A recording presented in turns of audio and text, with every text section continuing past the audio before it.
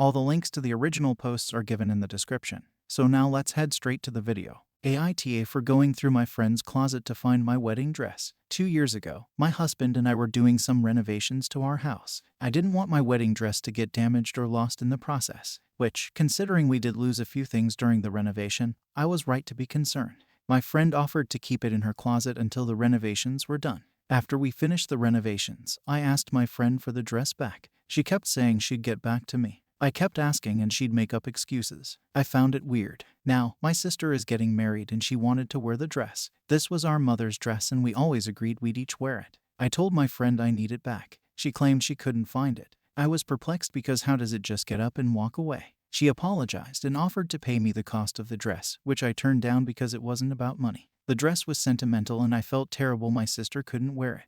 My friend and her husband went away. I was there to water their plants and feed their dogs. I decided to go look myself. The closet was very cluttered. I eventually found the dress. I can totally believe that she missed where it was and she wasn't being malicious in the slightest. The box was tucked behind a few larger ones containing seasonal clothes. I texted her saying I found the dress. Instead of being happy for me, she asked why I rummaged through her closet. I said I just wanted to double check. She told me I had no right to go through her things. I said that because of her clutter, my sister almost didn't get to wear a dress she always dreamed of. My friend told me that I could have asked her to look again, but I pointed out it took 2 years for her to even look in the first place. AITA. Now let's move to the second story. AITA for not letting a service dog into my party. I hosted a pumpkin carving party for my friends and I this past weekend, and a decision I made is causing drama amongst us. The party was indoors as it's still nearly 100 during the day where I'm at. I dislike cats and dogs, any and all. My friends know this. Primarily, I think they are filthy. I want nothing to do with them because of that. A buddy and his current fling, early relationship girlfriend, however you want to define it, showed up. She has a golden retriever with her. I did not know this dog was coming. No one ran this by me. I would have said no. I pulled him aside and told him the dog had to go. He says if the dog has to go, she has to go, and then I have to go too. I just say, come on man, you should know better than to bring a dog to my house. He said that it's a service animal, apparently for diabetes. He thought it would be different. I said no, it might medically help her, but it's still a fucking animal. He starts arguing but maintained my stance. I offered to keep it in the garage with the AC on.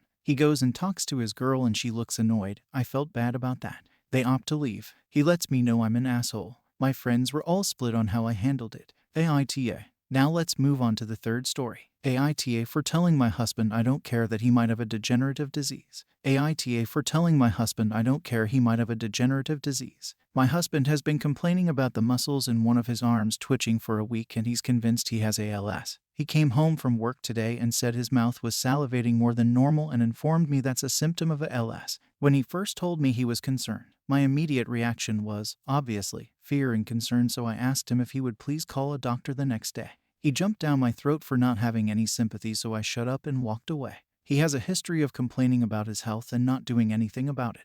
He complained about groin pain for the first 10 years of our relationship and I got sick of hearing about it, so every time he complained I would ask if he had called a doctor yet. The answer was always no. We were on a hiking trip 3 years ago and when we got back to the cabin he was laying on the sofa and said he felt a bulge in his groin.